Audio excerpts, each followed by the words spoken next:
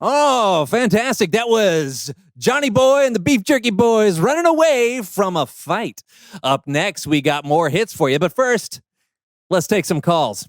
Hello, you are on WSO with John. Hey, John, this is Steve at WJED in Skokie. Just wanted to give a shout out and say thank you for bringing so much joy to the people.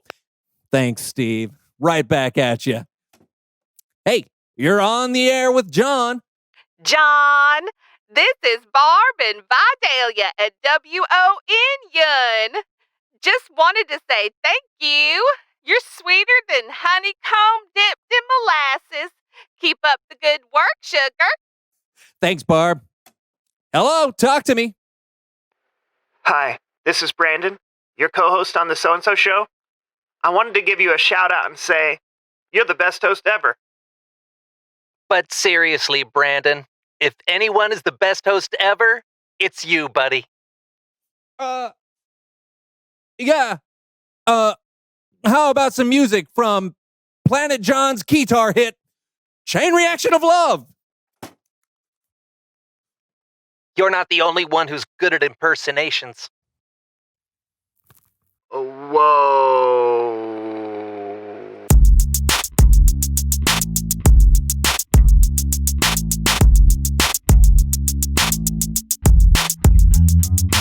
Hello, everyone. I'm Brandon. I'm John.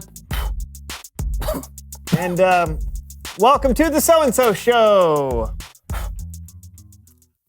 So, John. Hey, Jabberwocky is a nonsense poem written by Lewis Carroll, included in his novel Through the Looking Glass. Yeah. Okay, John. Yeah. I mean, are you going to do the show with me today? Oh, yeah. Yeah, I just have to get my daily reading in. Okay, right now? Yeah. I mean, it's important to make a habit of reading a little bit every day, kids. Yeah. Today I'm reading this classic, The Jay in Kekalapadaya.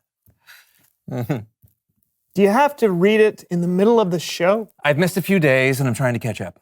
Yeah, how many days? What day is it? 1, 2, 3 years.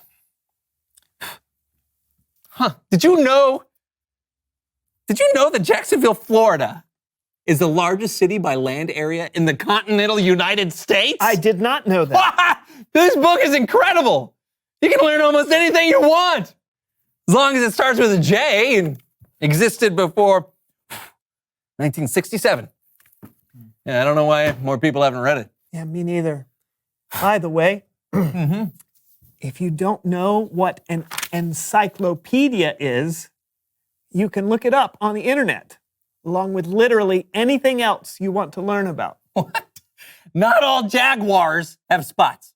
That's crazy. John, please read that some other time. We're in the middle of something here. I know, but I found that I have a better chance of keeping a good habit when I habit stack. When you what now? When I habit stack. Yeah, I heard the words. It's when you take one habit and you stack it onto another. Like, I'm in the habit of doing the So-and-So Show with you every week. If I stack my reading habit on top of that, then I won't forget to read. Okay, can't you stack it onto another habit? I mean, what's another habit you have?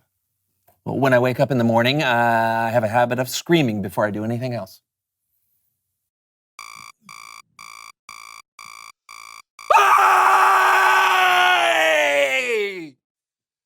Why in the world? Clears the lungs. Oh, fine. Okay, why don't you habit stack reading after your morning scream? Oh, because after my morning scream, I drink my morning coffee.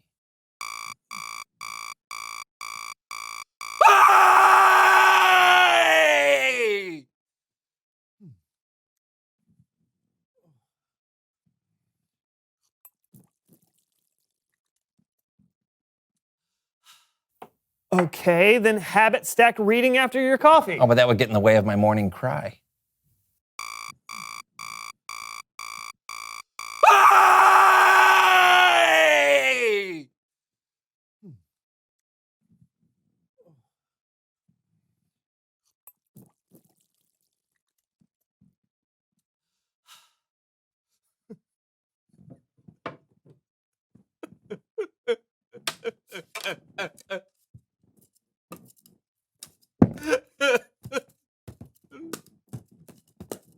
Is the paddle ball part of it? Habit stacking.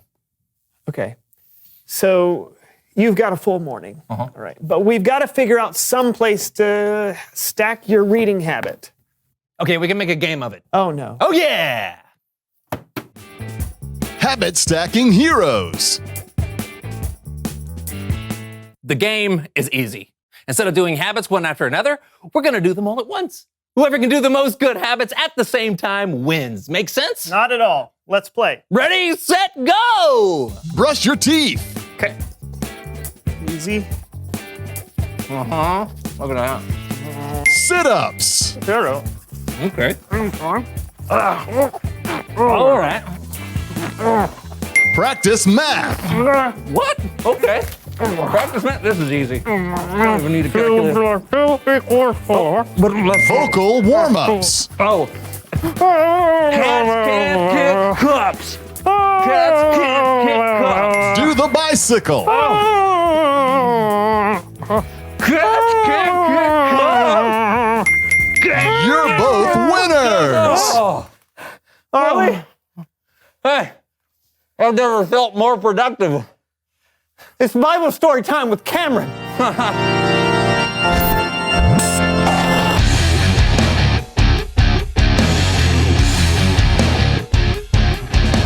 Hey, good people. Hey, Cameron.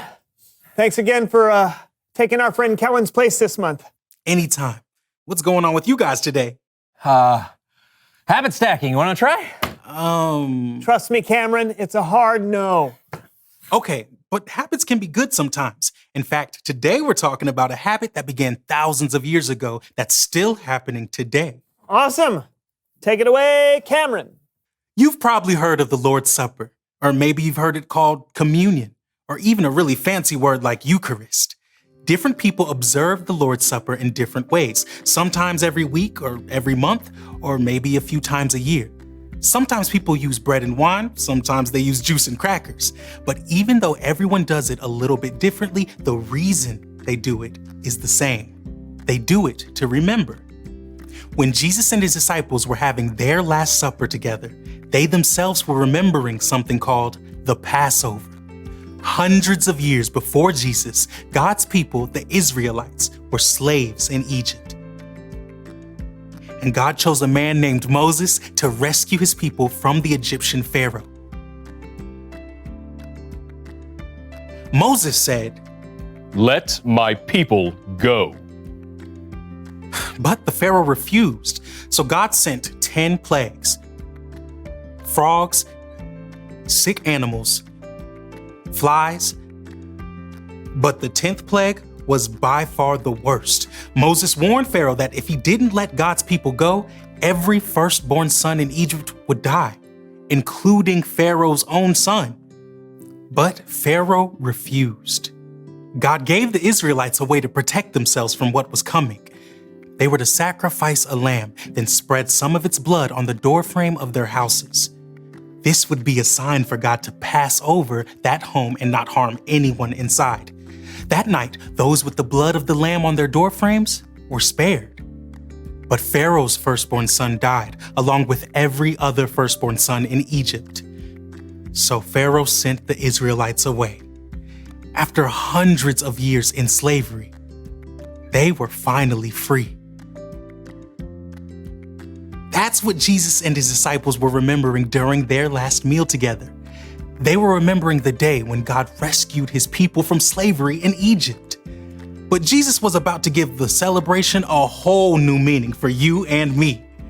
When Jesus had given thanks, he broke the bread and he said, This is my body. It is given for you. Every time you eat it, do it in memory of me. After supper, Jesus took the cup of wine and said, This cup is the new covenant in my blood. Every time you drink it, do it in memory of me.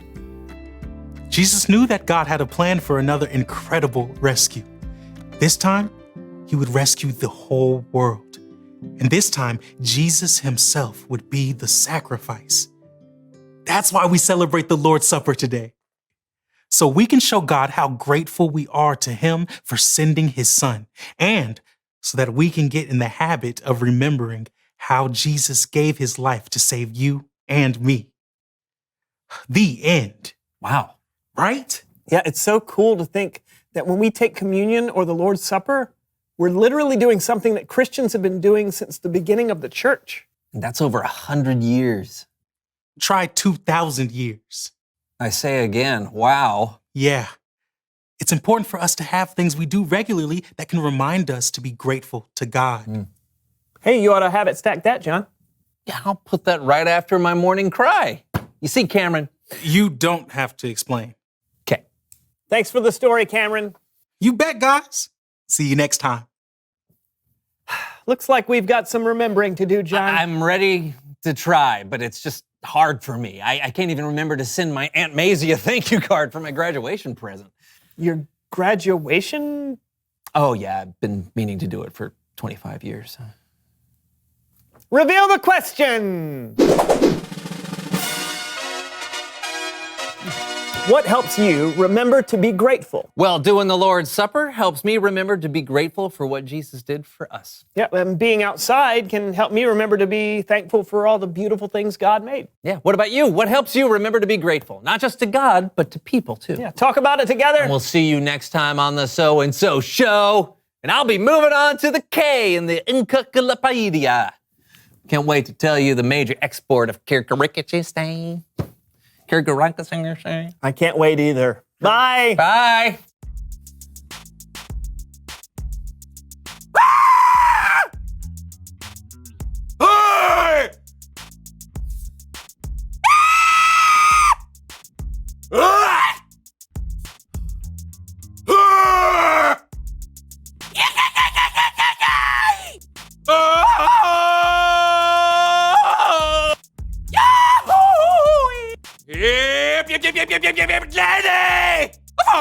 Lady! Farley!